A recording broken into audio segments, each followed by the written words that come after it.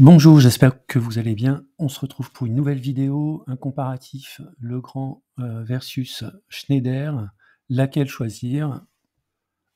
On démarre avec un avertissement. Je ne suis pas conseiller financier. Cette vidéo n'a pas pour but de vous proposer un placement financier ou un conseil d'achat, mais uniquement un but pédagogique et de partage. Vous restez responsable de vos investissements. On va démarrer par une présentation générale des entreprises. Alors Legrand donc, est dans le secteur des infrastructures électriques et numériques du bâtiment. C'est une société qui a été créée en 1865 et le siège social est à Limoges. Le chiffre d'affaires est de l'ordre de 8,6 milliards d'euros avec un bénéfice net de l'ordre de 1,2 milliard d'euros. Il y a 39 000 employés dans la société et ces employés sont répartis dans 90 pays et les produits sont distribués dans un peu plus de 180 pays, donc quasiment une couverture mondiale. Les principaux produits de Legrand sont les prises électriques, la domotique, la gestion des câbles et l'éclairage connecté. Donc le positionnement de Legrand, eh bien, c'est un spécialiste des équipements électriques pour le bâtiment, allant des interrupteurs aux solutions domotiques intelligentes. L'entreprise cible principalement les secteurs résidentiels et tertiaires. Alors maintenant, si on s'intéresse à Schneider Electric, donc on est également dans le secteur de la gestion de l'énergie et l'automatisation industrielle. La société est encore plus ancienne, puisque la date de création est de 1836 et le siège social est basé à Rueil-Malmaison. Donc le chiffre d'affaires va tourner autour des 37-38 milliards d'euros. Le bénéfice net, il est un peu au-dessus de 4 milliards d'euros. Une présence également internationale dans plus de 100 pays avec 166 000 employés. Les principaux produits sont les systèmes de gestion d'énergie, les automatismes industriels et les logiciels de contrôle des bâtiments. Donc le positionnement de Schneider Electric, eh bien, c'est principalement sur le secteur de la transition énergétique et propose également des solutions intégrées sur l'efficacité énergétique, ce qu'on appelle l'industrie 4.0 et les infrastructures critiques, que sont notamment les data centers. Si on regarde maintenant les principaux indicateurs, donc au niveau du revenu, on voit que le revenu est en croissance sur les 10 dernières années pour Legrand, la profitabilité également. Alors ensuite, des éléments que je vais regarder, donc c'est par exemple le nombre d'actions en circulation. Alors on voit qu'il est relativement constant avec une légère baisse dans le temps, donc ce qui correspond à un programme de rachat d'actions. Alors c'est une société qui est très rentable et on peut voir que le bénéfice par action donc augmente d'année en année, donc ça c'est plutôt bon. On a également le free cash flow qui est également en augmentation d'année en année. Et puis si on s'intéresse aux dividendes, eh bien la logique, puisque le free cash flow est en augmentation et que le bénéfice par action est en augmentation, logiquement, donc il y a une croissance du dividende. Donc on était au 1er janvier 2015 à 1,15 € de dividende, on était en 2023 à 2,09 €, donc on a vraiment une croissance constante du dividende. On peut le voir ici, une croissance à part en 2019, mais sinon on a une croissance, on va dire, moyenne de l'ordre de 6-7%.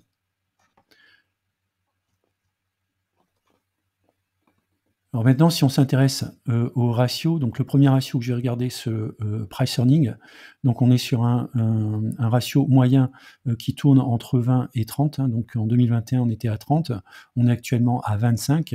Et puis ce qui est intéressant de regarder, c'est le forward PE qui correspond donc au ratio du prix divisé par les bénéfices projetés sur l'année suivante. Alors, si on regarde ce forward PE, on voit effectivement qu'il est relativement constant autour des 20-21. Donc, alors on ne peut pas dire que l'action est chère, puisqu'on la paye historiquement autour de ces ratios. Alors, un autre ratio que j'aime bien regarder, c'est le return on equity.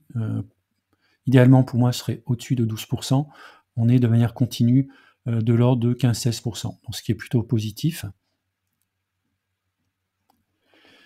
Et puis si on regarde le total shareholder return, qui est le retour donc à l'actionnaire, c'est la combinaison en fait du dividende avec le rachat d'actions, on voit qu'il est de l'ordre de 3%. Alors maintenant, si on fait le même exercice sur Schneider, donc on voit également que le chiffre d'affaires est en constante croissance, avec notamment une accélération à partir de l'année 2021, ce qui correspond aussi à l'explosion des data centers. La profitabilité, alors peut-être avant d'aller à la profitabilité, on voit bien le niveau de croissance, à part en 2016 et en 2020, le chiffre d'affaires a toujours été en croissance. Si on regarde maintenant la profitabilité, on voit qu'elle est également en croissance.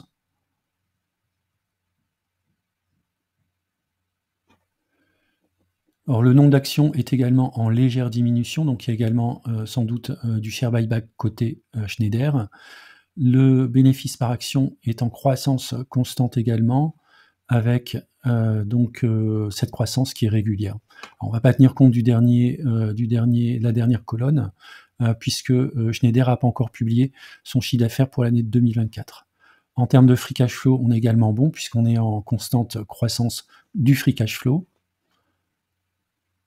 Et en ce qui concerne donc le dividende est également en croissance sur les 10 dernières années et en croissance en moyenne de plus de 5% et plus de 10% sur les 4 dernières années, hormis en 2022, 8,62. Mais on est quand même sur des très bons ratios de croissance du dividende.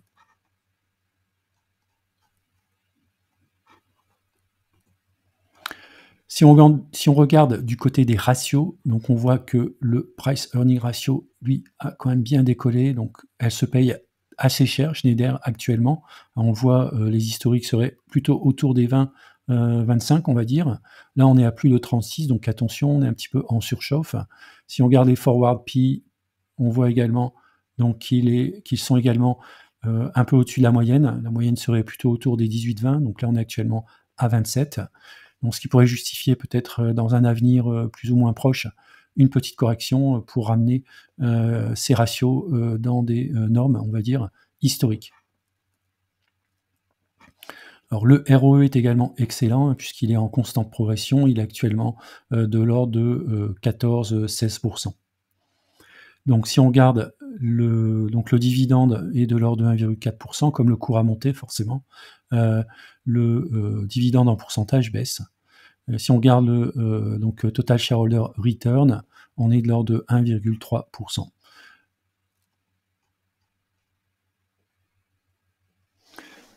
Alors maintenant, on va regarder les stratégies de croissance et différenciation.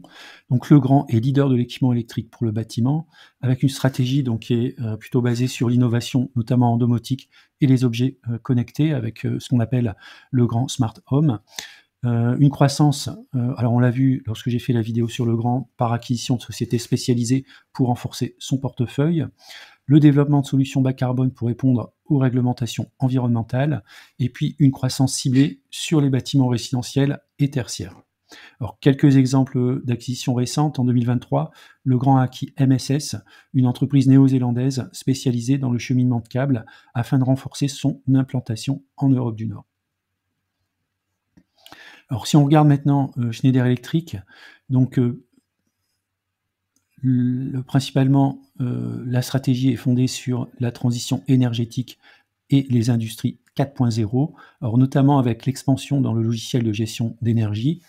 On peut noter un partenariat avec Aveva pour la gestion des infrastructures critiques, une accélération dans les solutions data center et réseaux intelligents, donc ce qui justifie notamment le fait qu'il y ait une surprime à Schneider Electric par rapport à Legrand, la mise en avant de solutions pour l'industrie 4.0 et la décarbonation. Alors l'industrie 4.0, c'est notamment la robotisation de tout ce qui est usine. Et enfin, l'investissement dans l'intelligence artificielle et l'IoT industriel. Donc IoT, c'est également un cheval de bataille pour la société Legrand. Alors, quelques exemples d'initiatives récentes pour Schneider Electric. Un lancement en 2023 d'un programme de cloud industriel pour aider les usines à mieux gérer leur consommation énergétique et leur automatisation. Alors maintenant, si on regarde la segmentation des marchés et la présence géographique, donc on peut dire que sur la partie résidentielle, donc Legrand est plutôt présent de manière beaucoup plus forte que Schneider Electric. C'est exactement le cas pour la partie tertiaire, comme les bureaux, les commerces ou les hôtels. Bon, là, pour le coup, les deux entreprises sont très présentes. On va donner un bon point à Schneider Electric pour la présence en industrie. Alors les data centers, Schneider Electric a pris de l'avance, sachant que Legrand comble son retard notamment via l'acquisition d'entreprises. La partie automatisation et intelligence artificielle, Schneider est également en avance, notamment sur toute la partie électrification. En termes de répartition géographique, donc les deux sociétés sont vraiment sur le marché mondial, donc ce qui fait que pour moi, c'est vraiment deux entreprises à avoir en fonds portefeuille dans son PEA. Alors côté perspective et défis pour 2024-2025, donc Legrand, on peut dégager 3 opportunités: la croissance des bâtiments intelligents et de la domotique, la rénovation énergétique en Europe, notamment liée à la réglementation qui favorise l'efficacité énergétique, et des acquisitions stratégiques pour étendre son portefeuille de produits. Alors, quels sont les risques associés à la société Legrand? Eh bien, c'est le ralentissement du marché immobilier, forcément, qui pèse sur la demande en équipement électrique. Également, la forte concurrence des fabricants chinois sur les produits standardisés à moindre coût, ce qui fait que, effectivement, les clients auront tendance à s'orienter sur un produit moins cher, on va dire, à caractéristiques équivalentes. En ce qui concerne Schneider Electric, donc il y a des opportunités et des risques. Les opportunités, c'est la croissance des industries 4.0 et de l'automatisation. C'est un des enjeux pour les 5-10 prochaines années.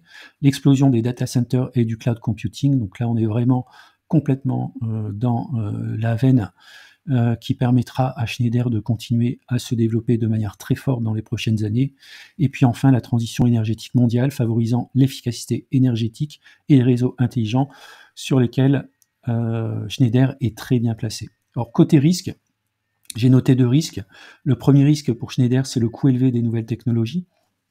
Exemple IA et le cloud industriel, qui peut avoir donc un impact notamment sur le développement et sur l'adoption de ces nouvelles technologies, et puis également la dépendance à la demande industrielle. Pour l'instant, ça se passe plutôt bien, mais ce qu'il faut savoir, c'est que la demande industrielle est une demande qui peut être tout à fait cyclique.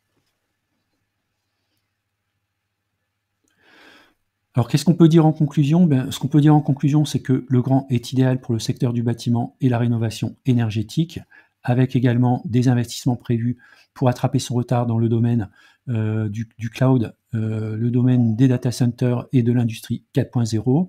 Schneider Electric est mieux positionné pour la transition énergétique et l'automatisation industrielle.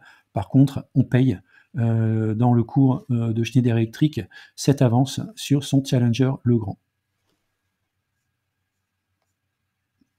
Voilà, c'est la fin de la vidéo. Je vous remercie de l'avoir regardée. N'hésitez pas à mettre un commentaire si vous le souhaitez. Et puis, je vous dis à bientôt pour une prochaine vidéo.